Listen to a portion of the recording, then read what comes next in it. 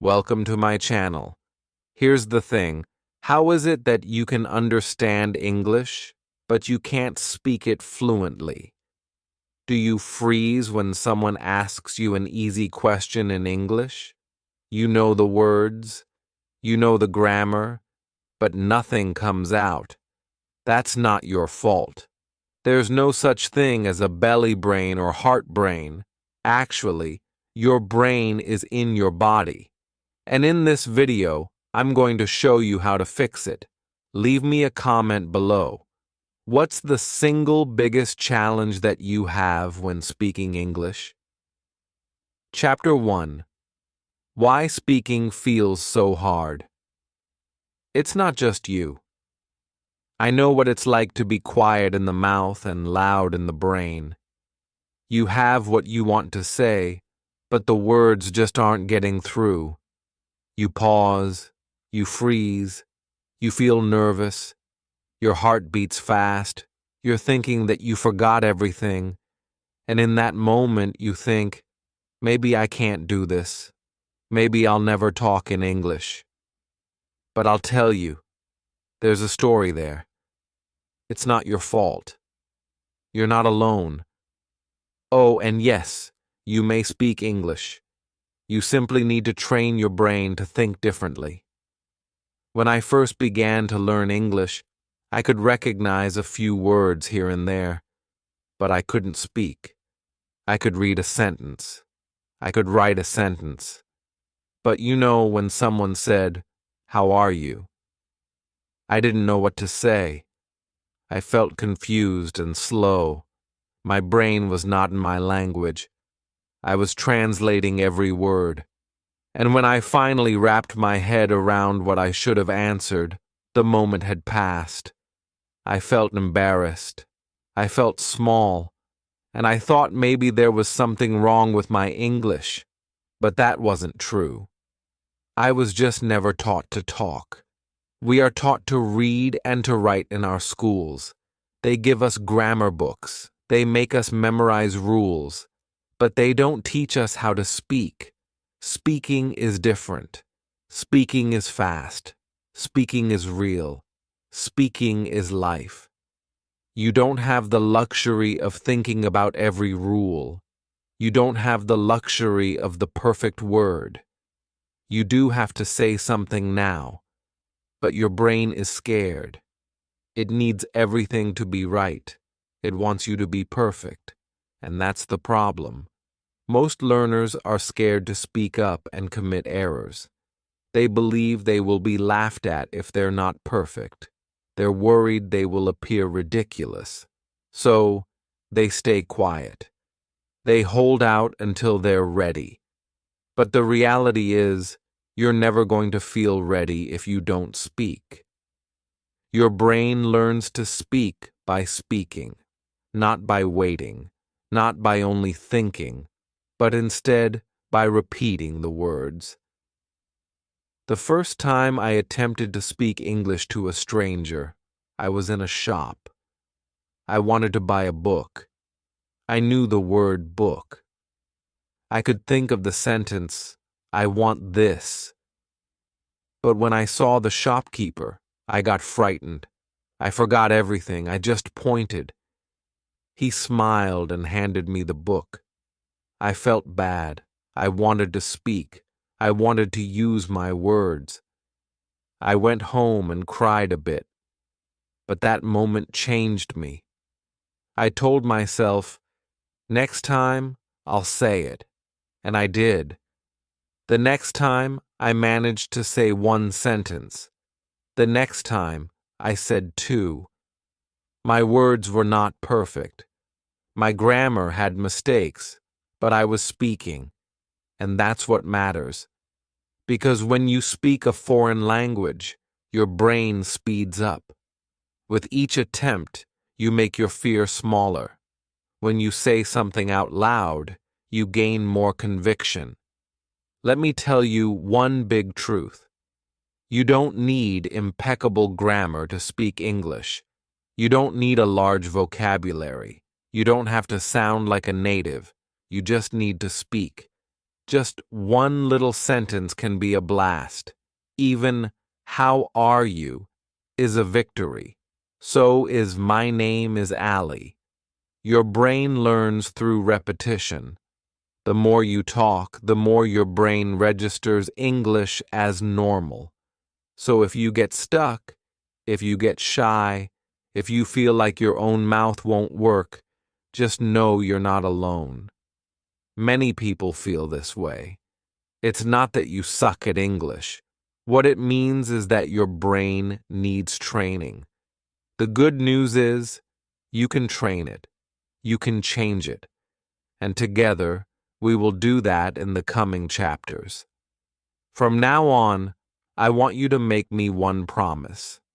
Don't look for the right moment. Not feeling like whispering to someone who speaks to you first. Start speaking now. Even if it's only to yourself. Even if it's just one word. Because that little word can make a big change. Your English brain is holding back. Let's wake it up. Let's train it.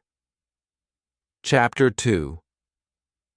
How the brain learns to speak. Your brain is amazing. It can learn anything. It just requires the proper method. When you were a baby, you didn't learn any grammar. You didn't use a textbook. You listened. You copied. You made sounds. And gradually, you began speaking.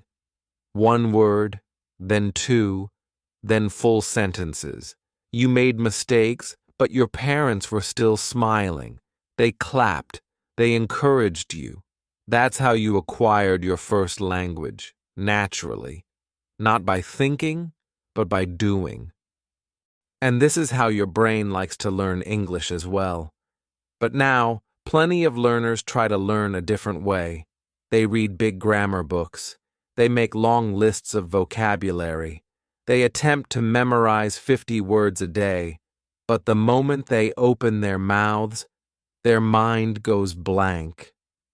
Why? It makes sense. The brain is not a filing cabinet. It's a habit machine. It doesn't want you to recall rules. It wants you to taste the language, to use it, to say it over and over until it's automatic, like walking, like riding a bicycle. And once you train it, there it is, on its own. Think about this. Do you say good morning and halt to translate it in your head? Your brain already knows it. You've heard it before. You've said it so many times. Now it feels natural. This is the secret. Your brain gets good at what it does a lot. That's why the most overused words become your strongest. And those words you never say, your brain forgets them. So if you want to speak English naturally, don't learn all of the words. Just use the ones you need, again and again, in small, daily steps. I remember my own journey. I would write down any new words I came across. My notebook was full, but I couldn't speak. I knew opportunity and determination, but I didn't know, can I help you? I saw that I was acquiring English like a student, not as a speaker. So I changed my way. I started small. I focused on the words I spoke every day. I repeated them out loud. I applied them in very short sentences. I didn't worry about big words anymore. I focused on what I needed. That changed everything. The brain loves patterns. It listens. It copies. It makes connections. Hearing a sentence over and over makes it stick. You repeat a sentence often enough, and your brain doesn't forget it. That's why listening and repeating is so powerful. That's why shadowing works.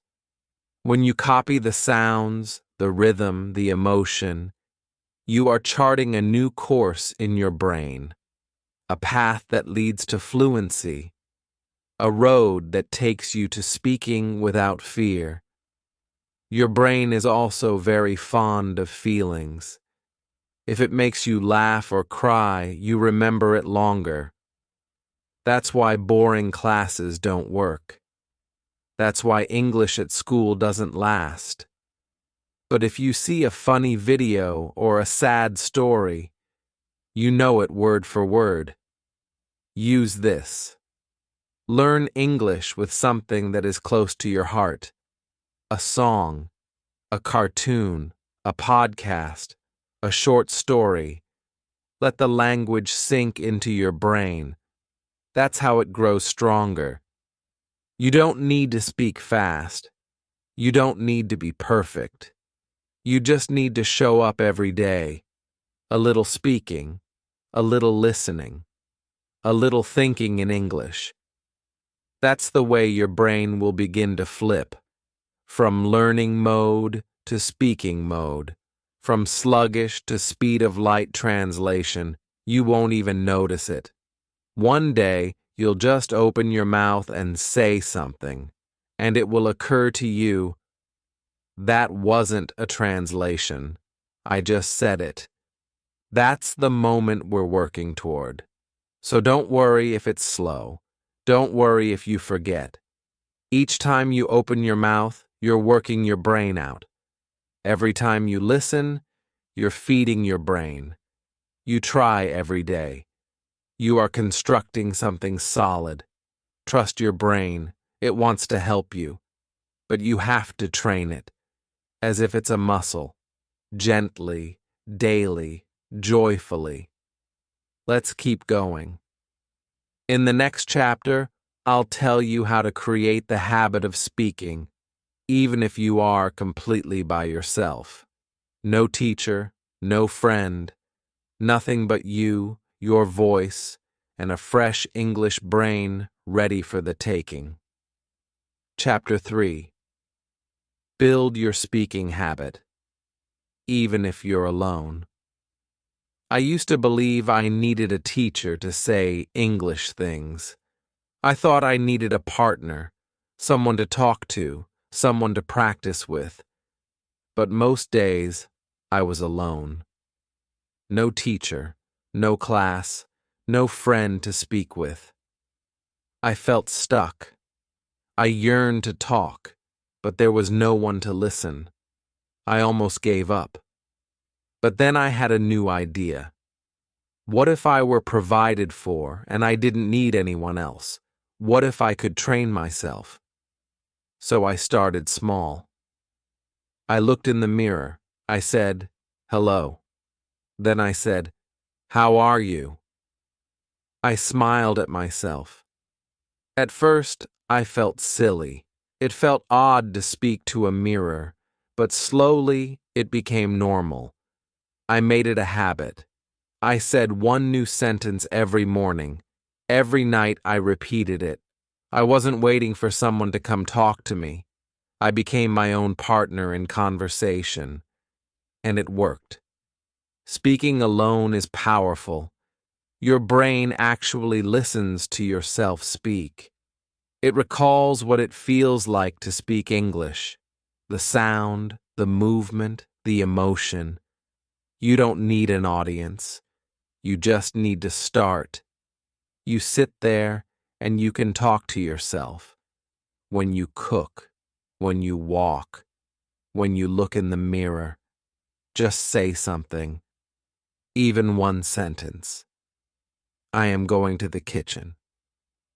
I like this shirt. Today is sunny. The little things make a big difference. I also used my phone. I opened the voice recorder.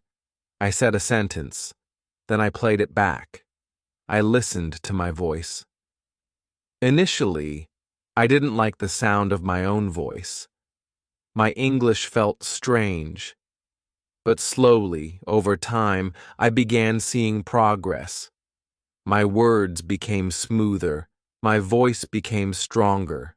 I could hear my own growth, and that gave me hope. It made me hungry for more. I made simple prompts. I wrote them on paper. Tell how your day went. Write about your favorite food. What do you do on weekends? I answered out loud. I didn't think too much. I didn't try to be perfect. I just spoke. One sentence, then two, then more. The more I talked, the more natural it felt. My mind began to comprehend. This is normal now. That's how habits begin. There were hard days, days when I couldn't speak up, days when I was tired or shy. But I made a rule. Just one sentence a day, that's all. No pressure, no stress, just one. And all but one day, I wanted to say more. After that first sentence, I enjoyed it. I felt free. I wasn't afraid to screw up because no one was watching, no one was judging. It was just me and my voice. I also talked to objects. Yes, objects. My cup, my book, my pen. I would say, "This is a cup. The cup is red. I drink tea from this cup." It's silly, but it works. The point, you see, is not to get this all perfect. The goal is to speak, to use English in real life. And real life begins in your room, with your things, with your daily habits. Don't be sad if you're alone. Stop waiting for someone to save you. You have everything you need. You have your voice. You have your mind. You have the will to learn. Speak out loud. Talk to yourself. Record your voice. Make it a habit. One small step every day. That's how big changes occur. And one more thing. Know that fluency is not magic. It is not a gift. It is a habit, a daily practice. Don't make a big promise to yourself. Just say, "I will speak today, even if it's just one line." That promise will serve you well. In the next chapter, I'm going to reveal a secret to you that forever revolutionized my speaking. It's called shadowing. It feels like magic, but it's real, and it can speed up your brain. Are you ready? Chapter 4. The Shadowing Secret. Speak like a native. Shadowing is one of the most effective methods for training your brain to actually speak English. It's really odd at first, but it works like magic. It's how I learned to speak faster, clearer, and more naturally. And now, I want to tell you this secret. Shadowing is the process of listening to a native speaker and talking at the same time. You don't pause. You don't wait. You talk with the voice. It might be a podcast, a video, even a cartoon. You listen and repeat those same words, sound, and tone. You are the actor, and the speaker is your prompter. You attempt to keep pace with their velocity, their rhythm, their spirit. At first, it feels too fast. You miss words. You fall behind. That's okay. Just keep going. I chose a short video when I experimented with it for the first time. It was slow and clear. I played it. I listened. Then I spoke along. My voice was shaking. I missed many words. I couldn't match the speaker, but I didn't stop. I did it again and again. I picked the same video 7 days in a row. I repeated it every day, and something remarkable happened. On the 3rd day, I felt a little better. On the 5th day, I spoke almost simultaneously. On the 7th day, I was able to pronounce every single word perfectly. That was the moment I knew my brain was learning. My brain was changing, and I was not only thinking in English, I was talking. And it felt good. It felt real. I was not reciting from a book. I didn't have a pen and paper. I was talking like a real person, like a native speaker, like someone who chooses to use English in their life. Shadowing trains your tongue. It trains your ears. It also teaches you how native English actually sounds. You listen to the music of the language, the rise and fall, the stress and pause. You're not thinking about grammar. You don't worry about rules. You just feel the language. Your brain listens. Your mouth moves. And gradually, they start collaborating. The best part? You don't need anyone. Just choose a video, put on your earphones, play, listen, speak. That's it. 10 minutes every day. Choose topics you enjoy. Choose speakers you like. And most important of all, opt for things that are not too fast. If it's too difficult, slow down. Use the speed tool. Start small, start slow, but don't stop. I used to shadow on foot. I'd walk in the park with my earphones. I would listen and speak. People looked at me. Some smiled. Some thought I was speaking to another person. But I didn't care. I knew I was training. I was creating something solid. I was training my brain to talk bravely. You will make mistakes. You will mix words. You will forget lines. That's normal. But then you take a second shot, and your brain accelerates. Each time you say it, your voice gets stronger. It's like exercise. The more you do it, the more comfortable you'll be. And one day, you'll speak English without even noticing. That's the power of shadowing. So today, I want you to try it. Choose one video. Listen and speak. Just 5 minutes. No pressure, no fear. Just try. Even if it feels strange, even if it feels hard, your brain will thank you. Your voice will thank you. Your future self will be grateful. Chapter 5. Don't memorize, visualize. And in the next chapter, we're going to go a step further. We're going to discuss how to end the madness of memorizing and start seeing English, because the brain remembers what it sees more than what it reads. And when you see your own words, you begin speaking with power. I used to draw up these lists of English words. I'd write them in my notebook every day. I tried to memorize them. 10 words, 20 words, 50 words. I said them over and over. I assumed this was how you speak English. But a few days later, I no longer remembered them. I just looked at the words and they seemed like strangers. I knew I had remembered these kids from somewhere, but my brain had forgotten. I felt confused. I was feeling like my time was being wasted. And then I discovered something important. Your brain is not good at memorization. Your brain likes to imagine. It likes pictures. It remembers what it sees, what it touches, what it engages with. If I say apple, and you have an image of a red apple in your hand, you remember it. But if all you do is read apple on a page, your brain could not care less. That's why memorization feels tough. This is why most people forget. I changed my method. I stopped writing long lists.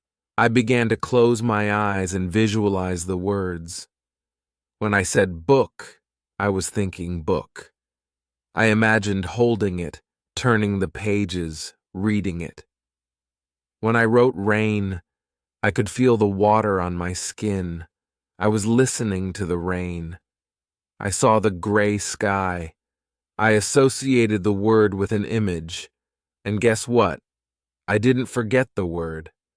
It stayed in my mind. It became part of me. You don't have to try to memorize English.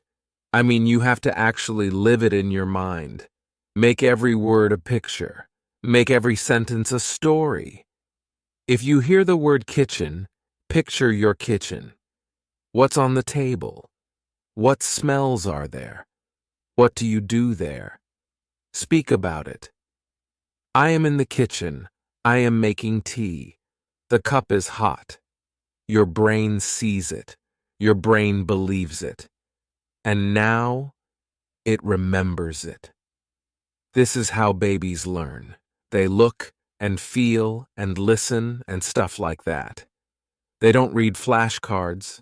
They don't make word lists. They gesture to the dog and say dog. They hear the word and they see the thing. That's how they learn. You can do the same. Even as an adult, it's never too late. Your brain can still draw vivid pictures.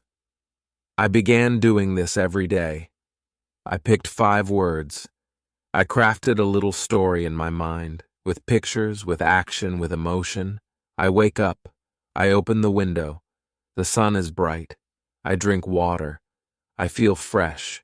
I saw it all in my mind. It felt real. It was as if I was living inside English. And gradually, I began to talk better. Not because I had more words at my disposal, but because I remembered them better.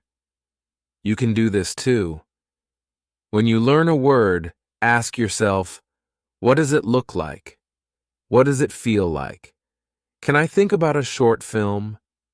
Here's what you can do to stop forgetting. You want to be training your brain so that words stick, not slide. You can also use your phone's photos or draw or watch videos. Use your senses. Hear the word. Say the word. See the word. Live the word. That's how it becomes real. That's how it gets natural. If you hate learning only to forget, this is the solution. Don't just study English. Visualize it. Feel it. See it. Use it. Bring it into your life. Chapter 6. The Talk, Think, Talk Loop. In the next chapter, you will learn how to train your brain to not overthink. We'll bust the bad psychological habit of thinking before we speak. I can teach you the talk, think, talk method. It's simple, and it changes everything. For a long time, I made one major blunder. I always thought first, then I tried to speak. I wrote and rehearsed every sentence in my head before I was ready to say it. I checked the grammar. I was looking for the appropriate word. And before I could say anything, it was over. The other person was long gone.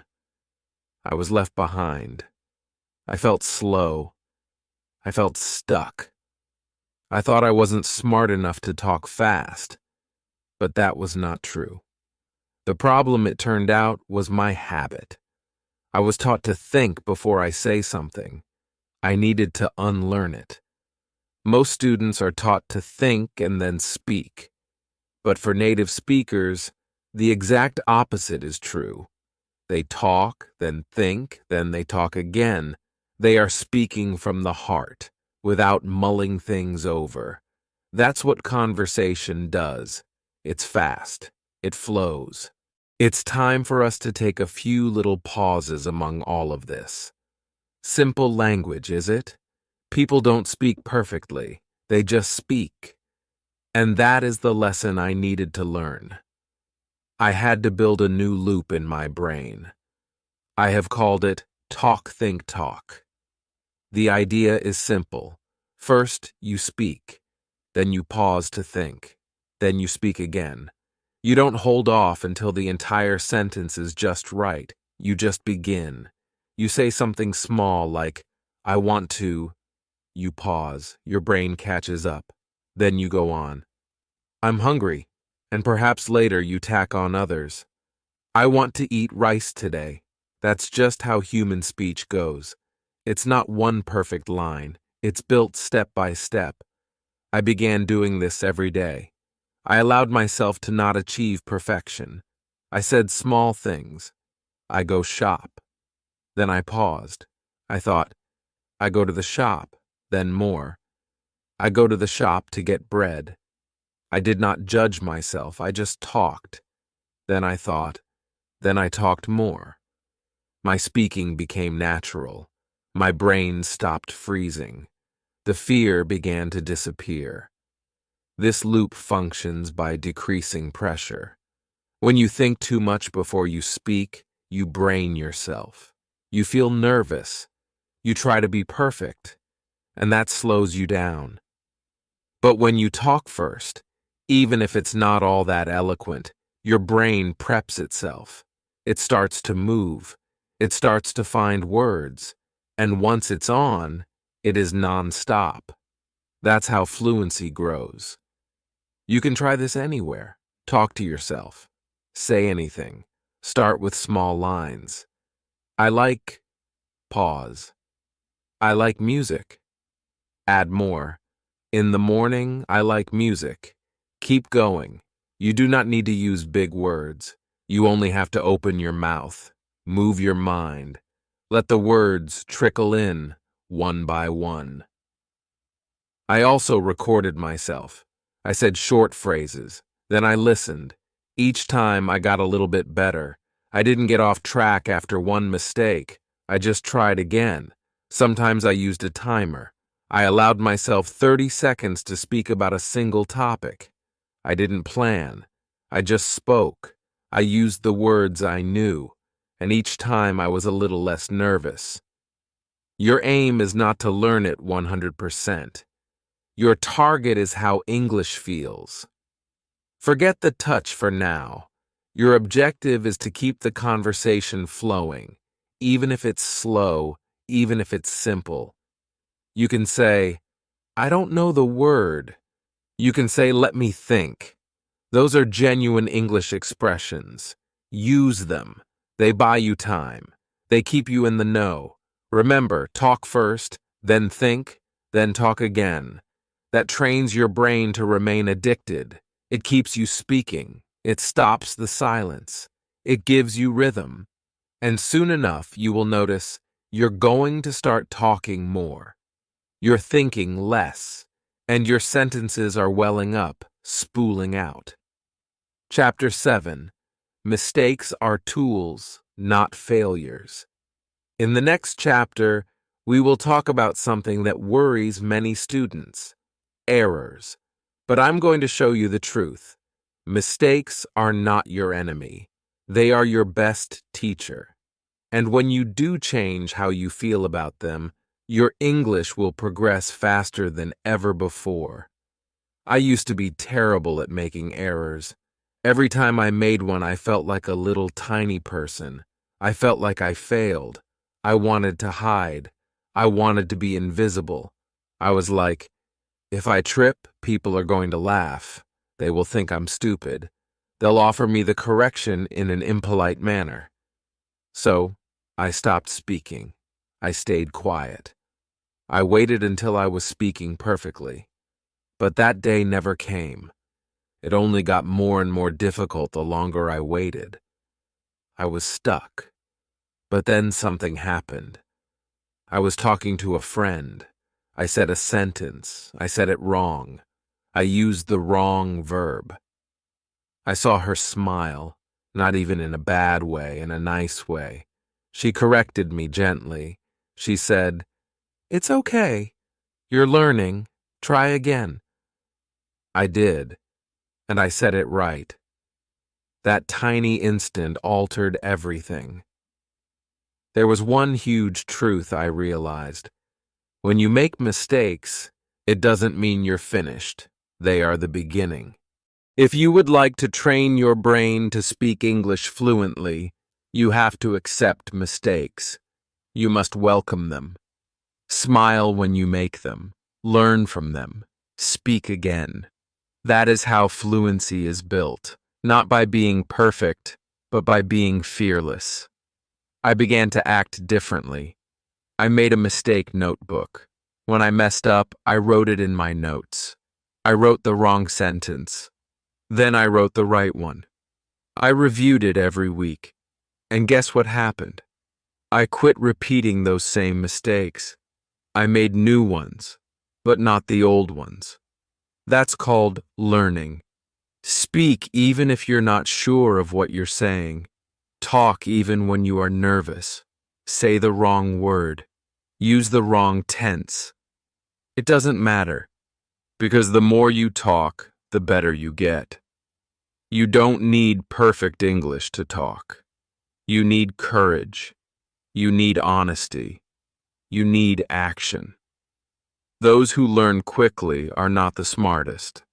They're the ones who try hardest. They make the most mistakes.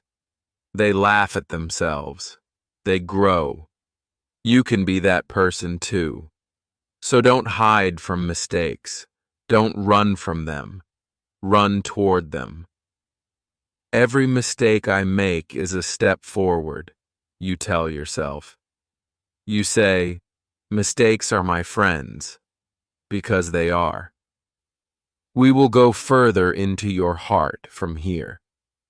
I'll demonstrate how talking about your actual feelings, not the canned lines you hear, can transform how you speak. When you are speaking from your heart, your words arrive more quickly, more naturally, more powerfully. Let's unlock that next. Chapter 8. Emotional Practice. Speak what you feel. When I began speaking English, I learned what most learners do. Hello, how are you? My name is Alex. These were easy. I practiced them many times. But after that, I was at a loss for words. I didn't know how to put into words what I was really feeling. I wanted to say, I am nervous today, or I am happy because I have passed my exam. But sentences like those, they didn't come out. I was stuck again. Not because I couldn't find words. The problem was, I didn't know how to speak from the heart. Eventually, one day, my friend said to me, "How are you feeling today?" I wanted to say, "I'm tired. I wasn't sleeping well last night." But I couldn't. I said, "I'm fine." It was not true. I didn't feel fine. But I didn't know how to express my actual feelings. And I realized something crucial in that moment. To speak English, it is not enough to know the grammar or the rules. It's also about emotions, real emotions. The human brain remembers better when it feels something. When you express what you feel, it stays in your heart. You don't forget them. If you are sad, say it. I feel sad today. If you are excited, say it. I'm looking forward to the weekend. These are not large, hard sentences. They are simple, but they are true. And when you tell the truth, you talk in your natural voice. I began doing this daily. I looked at myself in the mirror and wondered, how am I feeling? I answered in English. Some days I said, I feel fine. Some days I'd say, I'm feeling tired. I'm afraid, I said some days. And gradually, the words from my heart came. I learned to say, I'm nervous for my test, or I feel lonely today. And then something remarkable happened. My English began to come alive. Alive. Not just words, but my words. You can do this too. Be more interesting than the weather. I like apples is fine, but say how you feel. Start small. Try. Music makes me feel happy, or I'm angry when people do not listen to me. These are honest sentences. Your brain latches onto them, and the words are true because they're easy to say. I jotted down how I felt in a notebook. I used short sentences. I wrote lines like this. At this moment, I feel tired. I didn't want to study, but I did it. I am proud of myself. Writing helped me think. I read my words later out loud. That helped me speak. Seeing how I was feeling, in English, was empowering to me. Don't worry about mistakes. Feelings are never wrong. Your heart doesn't follow a grammar rule. If you need to say, I feel bad, say it. If you want to say, I love you, say it. Let the emotions speak. The more you talk about your actual life, the more you're practicing your English. And let me tell you a little secret. When you express feelings in English, people listen a bit better. They feel closer to you. They understand you better, because you are not simply speaking English. You are speaking you. Try this today. Ask yourself this one question. What am I feeling right now? Then answer in English. Say it out loud. Write it. Whisper it. Feel it. Let the words flow from your heart, not just your head. In the next section, I will reveal something powerful to you, how to practice English all day, even if you're not studying. I will show you how to train your memory without any books, without stress, and without a coach. Your brain never stops learning, even in silence. Let's use that power. Chapter 9. Practice without practice. Daily brain tricks. I believed before that English was learned only during study time. I thought I had to sit with a book or watch a lesson to get better. But then I noticed something. The more I listened, the better I spoke. On the days when I really maintained good flow, the days I thought in English, it was clearer to me, faster. I was learning even when I wasn't studying. I came to understand. Your mind is always ticking, even when you are not trying. That was a big discovery. I didn't need more hours. I just needed smarter habits. So I started doing small things. I set my phone to English. At first I was confused, but soon I got used to it. English words would leap out at me whenever I opened my phone. Messages, settings, battery. I didn't study them. I just kept seeing them again and again. My brain recalled them without strain. It became normal, like breathing. I started to think in English too. Not all the time, just little thoughts. Instead of saying to myself, I said, I'm going to drink water. Instead of, I said, this looks good. No one heard me, but my brain did. And little by little, those small thoughts turned into actual sentences. I love to improvise too. One of my favorite tricks was to use elements from my surroundings. I stared at my chair and said, this is a chair. It is brown. I sit on it. I glanced down at my shoes. These are my shoes. I wear them to school. I looked at my bag. My bag is so heavy today. These were not big lessons, but they were powerful because it was real English, used in my real life. Another trick was questions. I posed myself simple questions in English. What time is it? What am I doing now? What will I eat? Then I answered, it's 6 o'clock. I am walking. I will eat rice. These mini exchanges strengthened my brain. I wasn't sitting there waiting for someone to come talk to me. I was practicing alone, silently, naturally. Occasionally, I would wander around and talk about what I saw. The sky is blue. The trees are green. A cat is running. It felt like a game. It made learning fun. And it worked. I didn't need a classroom. The world was my classroom. I made everything I saw a lesson, and I used music too. I played English songs.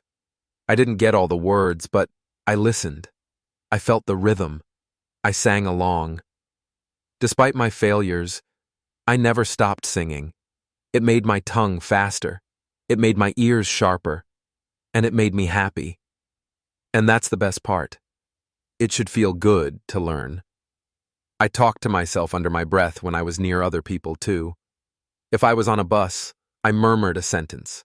If I was standing in line, I rehearsed a question. No one noticed, but my brain did. My mouth did. And with each little whisper, I was constructing fluency. You don't require additional study time. You need more English moments. 5 seconds, 10 seconds, little windows in your day. They add up. They make a difference. Your brain absolutely adores these gentle strokes. They don't feel heavy. They feel easy, natural, gentle. So your challenge is this. Don't wait for the ideal time. Use what you have, your phone, your thoughts, your room, your day. Speak when no one is looking. Practice thinking in English when you're daydreaming. Explain your universe as you would if you were a child. Recite short phrases as a mantra. I can do this. English is in me. I am learning. And remember, this is not more work. This is smart work. This is your brain training minus the pressure. This is fluency with no stress. This is the hidden secret that most people are unaware of. In the final chapter, we'll tie together everything. I'm going to teach you how to go from thought to speech, fluently, naturally, confidently. This is the time when your new English brain comes alive. Chapter 10. From Thinking to Speaking. Your new English brain. You have come so far. From fear to courage. From silence to sound. From translating your thoughts to thinking in English. This is not just a lesson. This is a journey, a story of change. And now, the final step. The step that binds it all together. Now you are ready to transition. From thought to speech. From slow to smooth. From unsure to confident. Now you are prepared to train your new English brain. At first you were perplexed. You were afraid to speak. Your words were stuck. You translated everything in your head. You held out for perfect grammar. You worried about mistakes. But look at you now. You know how to speak alone. You know how to shadow. If you can see words and pictures, you know how to do this. You communicate your feelings well. You know how to keep going even when it's not a study session. You have built habits. You have made progress. You have become brave. Now, finally, it's time to talk. To stop waiting. To stop overthinking. To trust yourself. You are no longer the same person in your brain. You've treated that puppy well, with love, with effort. And now, let us continue using English. Use it in your daily life, not like a subject, not like a test, but like a part of you. Begin each day in English. Say, "Good morning. Today will be a good day." Speak to yourself while you brush your teeth. I am brushing now. The water is cold. Walk and think in English. I see a tree. It's tall. I like the wind today. Speak your thoughts. Speak your truth. Speak your daily life, even if it's simple, even if it's short, even if no one listens. Because someone is listening, your brain. Don't try to speak fast. Don't try to sound like something you are not. Speak like you. Slow is okay. Quiet is okay. Mistakes are okay. But speak one sentence every day. one idea, every moment. The more you speak, the less you think. The less you think, the more fluent you feel. And one day, you'll wake up. And you're not translating. You're just speaking, naturally, easily, calmly. And when somebody looks at you and says, "How did you learn English?" you can smile and say, "I trained my brain." You may say, "When I was afraid, I simply spoke. I practiced when I was tired. I believed in small steps." And you will be right. That is how fluency is born, not in a day with one book, but with a daily trust. You now have tools, you have techniques, you have stories, but above all, you have belief. You believe in yourself. You believe you can speak, and you can. So go ahead. Speak today. Speak now. Don't wait for the right time. Here are 4 reminders. Don't let someone else carry your load. You are your best teacher. Your voice is your greatest classroom. Your heart is your greatest navigational tool. This is your English brain on a foreign language. It's active, it's alive, and it's only beginning. If you enjoyed this journey, hit the like button. It makes it easier for more learners to discover. Leave a comment. What part of your brain feels the most different after watching this video? And don't forget to subscribe. I make videos to help you speak fluent English with love, confidence, and real-life stories. Keep speaking, keep feeling, keep growing. Your voice matters, and you're just getting started. Thank you for watching.